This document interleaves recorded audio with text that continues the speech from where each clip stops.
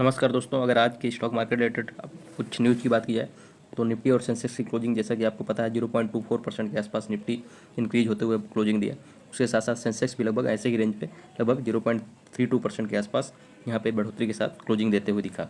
अगर निफ्टी के लेवल की बात की जाए तो यहाँ पे 25,500 का जो लेवल है उसके ऊपर ही यहाँ पे क्लोज होते हुए दिखा, जबकि सेंसेक्स में देखें तो लगभग 84,000 के आसपास के जो लेवल है उसको टच करते हुए यहाँ पे सेंसेक्स दिखा। बट जो ग्लोबल सेंटिमेंट्स हैं जिनकी वजह से स्टॉक मार्केट में भी थोड़ा सा अनसर्टेनिटी देखने को मिल रहा है, बहुत ज़्यादा ऊपर नीचे या इंक्रीज या डिक्रीज देखने को नहीं मिल रहा है। एक कॉशियस स्टांस जो है मेंटेन किए हुए स्टॉक मार्केट, और जो इन्वेस्टर्स हैं इसके बहुत ज़्यादा थोड़ा कॉशियस होकर इन्वेस्टमेंट कर रहे हैं, मतलब थोड़ा सा वेट एंड वॉच की पॉलिसी अपना रहे हैं। तो इसका सबसे इंपॉर्टेंट रीज़न जैसा कि आपको पता ही है कि टैरिफ टेंशन, जो कि यूएसए के प्रेसिडेंट डोनाल्ड ट्रंप डेली कुछ ना कुछ टैरिफ्स को लेकर अपडेट देते रहते हैं। जैसे आज ही न्यूज आई थी कि जो जापान, इनके एलाइज माने जाते हैं यूएसए के, जापान और साउथ कोरिया, इनके ऊपर भी इन्होंने लगभग 40% के आसपास का टैरिफ इम्पोज कर दिया है। इसलिए थोड़ा सा अभी निगेटिव सेंटीमेंट्स ग्लोबल मार्केट्स में बने हुए हैं। और उसके साथ साथ इंडिया की अगर बात की जाए टैरिफ्स को लेके, आज ही इन्होंने जो डेडलाइन थी उसको एक्सटेंड कर दिया 1 अगस्त तक कि जो ट्रेड डील है उसको फाइनलाइज करें। अदरवाइज इनके ऊपर भी जो ब्रिक्स नेशन है उसके ऊपर ऑलरेडी बोल चुके हैं कि 10% एक्स्ट्रा ये टैरिफ लगाने वाले हैं। इंडिया के ऊपर भी हो सकता है, अगर ये ट्रेड डील इंडिया और यूएसए के बीच में फाइनलाइज नहीं होती है तो हो सकता है कि अच्छा खासा टैरिफ जो है इंडिया के ऊपर भी ये इम्पोज कर दें। इसके साथ साथ जो Q1 के रिजल्ट्स आने वाले हैं उसको भी लेकर इन्वेस्टर्स थोड़ा सा सतर्क हैं कि क्वार्टर रिजल्ट्स में कैसा कंपनीज परफॉर्म करती हैं, उसके बेसिस पे ही ये अपना इन्वेस्टमेंट उन कंपनीज में ओवरऑल करेंगे या नहीं करेंगे, ये डिसीजन जो है क्वार्टरली रिजल्ट्स के बाद ये लोग लेना चाहते हैं। बट यहाँ पे जो पॉजिटिव चीज़ है इंडियन इकोनॉमी ओवरऑल, जो इंडिया के मैक्रो इकोनॉमिक फंडामेंटल्स है वो काफ़ी ज़्यादा स्ट्रॉन्ग है, ऐसा जो एनालिस्ट्स हैं उनका मानना है। इसकी वजह से जो ओवरऑल जो ग्रोथ पोटेंशियल है इंडियन स्टॉक मार्केट या इक्विटी मार्केट का लॉन्ग टर्म में देखा जाए तो बहुत ही अच्छा है। मतलब ग्लोबल लेवल पर इंडियन इक्विटी मार्केट से कोई भी दूसरा मार्केट कम्पीट नहीं कर सकता है जितना अच्छा growth potential Indian equity market का है। माइक्रो इकोनॉमिक फंडामेंटल्स मतलब जैसे कि इन्फ्लेशन हुआ बहुत कंट्रोल में है, लिक्विडिटी बहुत अच्छी मेंटेन कर रहे हैं, और जो रिपो रेट है भी डिक्रीज किया, जिसकी वजह से इंडियन इकोनॉमी में ओवरऑल लिक्विडिटी पोजीशन जो वो भी काफ़ी अच्छी है। मतलब कि कैपिटल एक्सपेंडिचर या बोलिए कि एक्सपेंशन के लिए ओवरऑल इकोनॉमी के काफ़ी ज़्यादा चांसेस हैं और काफ़ी ज़्यादा अपॉर्चुनिटी जो है लिक्विडिटी से प्रोवाइड होती है। इसके साथ साथ जो इंडिया के जीडीपी डेटा है इंडियन इकोनॉमी को लेके वो भी काफ़ी अच्छे हैं, लगभग 6 से 7% के आसपास का ग्रोथ। जहां बड़ी बड़ी इकोनॉमीज़ 2 से 3% के आसपास ग्रोथ रजिस्टर करने में जीडीपी में असफल हो रही हैं, वहाँ इंडिया जो है लगभग 6 से 7% के आसपास ग्रोथ प्रोस्पेक्ट्स इसके दिखाए जा रहे हैं, जिसकी वजह से काफ़ी ज़्यादा पॉजिटिव मूड माहौल इंडियन इकोनॉमी को लेकर बना हुआ है। और उसकी वजह से जो अगर इंडियन इकोनॉमी अच्छा रन कर रही है, अच्छे मूड माहौल में चल रही है, तो इसका मतलब इक्विटी मार्केट भी काफ़ी अच्छा चलने वाली है। तो ये तो हुई इंडियन इक्विटी मार्केट ओवरऑल। उसके बाद हम बात करेंगे कि एचएएल हिंदुस्तान एरोनॉटिक्स लिमिटेड, इसके बारे में जेपी मोर्गन्स का कहना है कि इनको जो टारगेट्स हैं वो 6,000 के वो बिल्कुल टच करेगा स्टॉक, और इसी ईयर टच करेगा। रीट्रेट कर चुके हैं कई brokerage firms, JP Morgan, Morgan Stanley, Jefferies, इन सब ने अपने टारगेट्स भी दिए और रिट्रीट किया कि लगभग 7,000 के आसपास भी ये स्टॉक टच कर सकता है इसी साल। बट इन्होंने जो काफ़ी ज़्यादा कंजर्वेटिव होकर लगभग 6,000 का जो टारगेट है उसको डेफिनेटली ये स्टॉक टच करेगा। और अगर करंट प्राइस जो स्टॉक का देखा जाए तो लगभग 5,000 के आसपास एचएएल का स्टॉक ट्रेड कर रहा है, मतलब यहाँ से लगभग 20% अभी और रिटर्न्स ये स्टॉक आपको बना के दे सकता है। इसके अगर 52 वीक हाई की बात की जाए तो लगभग 5,674, जो कि अगर अभी करंट प्राइस से देखा जाए तो लगभग 12% नीचे ट्रेड कर रहा है अपने 52 वीक हाई से, जो कि इसने 9 जुलाई 2024 को टच किया था। आज से 1 साल पहले इसी स्टॉक ने अपना 52 वीक हाई बनाया था, बट तब से जो है लगातार जो है स्टॉक में डिक्रीज देखने को मिल रहा है। और उसका रीजन्स आपको पता ही है कि एफआईआई की काफ़ी ज़्यादा सेलिंग होने के बाद 1 साल से स्टॉक मार्केट रिकवर नहीं कर पा रहा था। बट जेपी मोर्गन कहना है कि 6,000 का जो मार्क है उसको डेफिनेटली ये स्टॉक इसी साल यानी 2025 के एंड तक जरूर टच करेगा। और जेपी मोर्गन ने ओवरबेट रेटिंग भी दी और टारगेट 6,105 रुपीज़ का दिया है, जो कि अगर करंट प्राइस से देखा जाए 5,000 के आसपास से, वहाँ से लगभग 20% के आसपास का अपवर्ड मूवमेंट आपको देखने को इस स्टॉक में मिल सकता है। और इसके रीजन्स भी डिस्कस किए, क्यों ऐसा डेफिनेटली होने वाला है, इतना कॉन्फिडेंस के साथ क्यों ऐसा ये बोल रहे हैं। इसके रीजन्स की अगर बात की जाए तो स्ट्रॉन्ग ऑर्डर बुक को इन्होंने पहले सबसे इंपॉर्टेंट रीजन बताया। ऑलरेडी जो इनके पास ऑर्डर बुक है लगभग 2 लाख करोड़ के आसपास इनके पास अभी करंटली ऑर्डर बुक है। इसके बाद जो सिग्निफिकेंट इनकी पाइपलाइन में जो ऑर्डर्स लगे हुए हैं, बहुत सारे डिफेंस मिनिस्ट्री से इनको ऑर्डर्स पाइपलाइन में है कि मतलब आने वाले टाइम में या फ्यूचर में इनको रिसीव हो सकते हैं।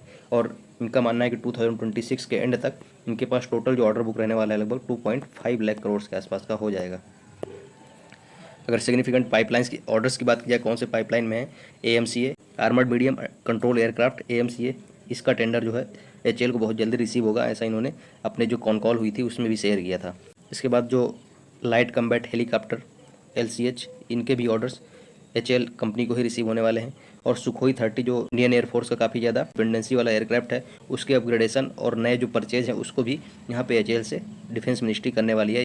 इन सब रीजन्स की वजह से जो इनको पहले से ऑलरेडी इतना स्ट्रॉन्ग ऑर्डर बुक है और अच्छे जो पाइपलाइन में आने वाले टाइम में जो ऑर्डर्स इनको रिसीव होने वाले हैं, ये सबसे इंपॉर्टेंट रीजन्स जेपी मॉर्गन जो है बता रही है कि इनके जो टारगेट्स हैं उनको जरूर ये स्टॉक टच करेगा। इनके जो डिफेंस सेक्रेटरी हैं आरके सिंह, इनका कहना है गवर्नमेंट का डिफेंस एक्सपेंडिचर है लगभग 1.9% के आसपास है करंटली जीडीपी का, वो इंक्रीज होकर लगभग 2.5% के आसपास जो है जीडीपी का ये लोग करने वाले हैं।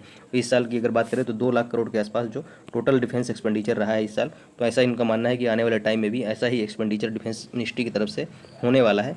इससे डेफिनेटली जो है डिफेंस परचेज जो होते हैं उसमें काफ़ी ज़्यादा पोर्शन एचएएल से ज़रूर होता है, इसलिए इसी स्टॉक में काफ़ी ज़्यादा पोटेंशियल है कि आने वाले टाइम में और भी अच्छे टारगेट्स दिए जाएँ और जो 6000 का टारगेट है वो डेफिनेटली ये स्टॉक टच करेगा। उसके बाद जो आरएसआई है, रिलेटिव स्ट्रेंथ इंडेक्स जो होता है, जो कि शो करता है कि ये स्टॉक ओवरबॉट है कि ओवरसोल्ड है, तो ये कंडीशन शो करता है आरएसआई। जो एचएएल का आरएसआई है 56.4 का है, अगर मोर देन 70 आरएसआई रहता है तो इसका मतलब वो स्टॉक ओवरबॉट है और उस पर थोड़ा सा इन्वेस्टर्स को कॉशियस रहने की जरूरत होती है।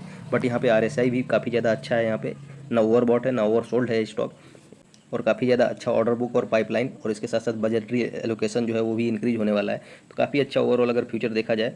और ये जो अभी 2-4 दिन का वॉर हुआ था इंडिया पाकिस्तान के बीच में, उसके बाद से काफ़ी ज़्यादा जो डिफेंस रिलेटेड एक्सपेंडिचर है वो बढ़ने वाला है इंडियन गवर्नमेंट की तरफ से, तो अच्छी कंपनी है लॉन्ग टर्म के लिए, इसको आप अपने पोर्टफोलियो का हिस्सा जरूर बना के रखें। इसके बाद टाइटन शेयर की अगर बात किया तो 6% के आसपास यहाँ पे डिक्रीज देखने को मिला आज के दिन, और इसका सबसे इंपॉर्टेंट रीजन था कि Q1 का बिजनेस अपडेट जो आया है इनका, उसमें जो है थोड़ा सा ज्वेलरी सेगमेंट है जो कि इसके टोटल बिजनेस का लगभग 85% के आसपास का रेवेन्यू जनरेट करता है ज्वेलरी सेगमेंट।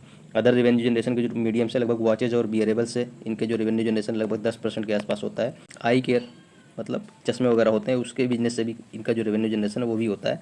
मतलब सबसे मेजर रेवेन्यू जनरेशन यहाँ पे ज्वेलरी से ही हो रहा है, और उसी सेगमेंट में कंपनी के थोड़ा सा जो Q1 के बिजनेस अपडेट्स हैं उसमें थोड़ा सा निगेटिव या डिसअपॉइंट किया है कंपनी ने, इसकी वजह से लगभग 6% के आसपास। और इसका सबसे इंपॉर्टेंट रीजन बना कि अदर कंपनीज है जो काफ़ी ज़्यादा एक्सपेंशन कर रही हैं, जैसे कि आपने नाम सुना होगा, ज्वेलरी सेगमेंट में ही ऑपरेट करती हैं कल्याण ज्वेलर्स, इनका जरूर आपने शेयर देखा होगा या नाम सुना होगा। ये काफ़ी ज़्यादा अच्छे से एक्सपेंशन कर रहे हैं, और भी दूसरी जो कॉम्पिटिटर कंपनीज हैं वो भी एक्सपेंशन कर रही हैं, बट यहाँ पर टाइटन थोड़ा सा लैग कर रहा है। तो ये सबसे इंपॉर्टेंट रीजन्स बने कि 6% के आसपास इस स्टॉक में आज गिरावट देखने को मिली।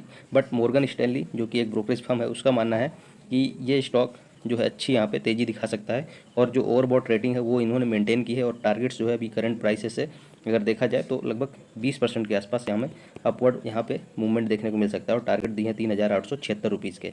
वहीं सिटी का मानना है कि ये जो न्यूट्रल कॉल इन्होंने मेंटेन की है और 3800 के आसपास का टारगेट प्राइस दिया है। सीएलएसए का कहना है कि इनका जो आउट परफॉर्म कॉल है वो भी मेंटेन रखेंगे, और इन्होंने तो और ज़्यादा बढ़ाकर इसके टारगेट्स दिए हैं लगभग 4236 रुपीज़ के। तो ओवरऑल अगर बात की जाए तो Q1 बिजनेस अपडेट्स जो है वो ज्वेलरी सेगमेंट के लिए तो खराब रहे, बट ओवरऑल अच्छे रहे। 20% के आसपास जो है यहाँ पे इंक्रीज देखने को मिला, जो एक्सपेक्टेशंस थी उससे थोड़ा सा यहाँ पे खराब रहा। बट यहाँ पे जो ब्रोकरेज फर्म्स हैं उनका मानना कहीं भी ये ऐसा नहीं लग रहा है कि टाइटन कंपनी आने वाले टाइम में खराब रिटर्न्स आपको देगी, अच्छे रिटर्न्स ही बना के देगी, और अच्छे टारगेट्स भी है सारे ब्रोकरेज फर्म जैसे जो सिटी हुआ, सीएलएसए हुआ या मॉर्गन स्टैनली हुआ, अच्छे टारगेट्स ही दे रहे हैं। मतलब अच्छे रिटर्न्स आपको आने वाले टाइम में बनने के पूरे चांसेज हैं टाइटन स्टॉक में भी। तो ये थे कुछ अपडेट्स 2 स्टॉक्स के बारे में, टाइटन और एचएएल जो कि काफ़ी दिग्गज कंपनी है Hindustan aeronautics limited defence sector की, टाइटन जो कि ज्वेलरी सेगमेंट की काफ़ी दिग्गज कंपनी है। इन दोनों के बारे में कुछ अपडेट्स थी।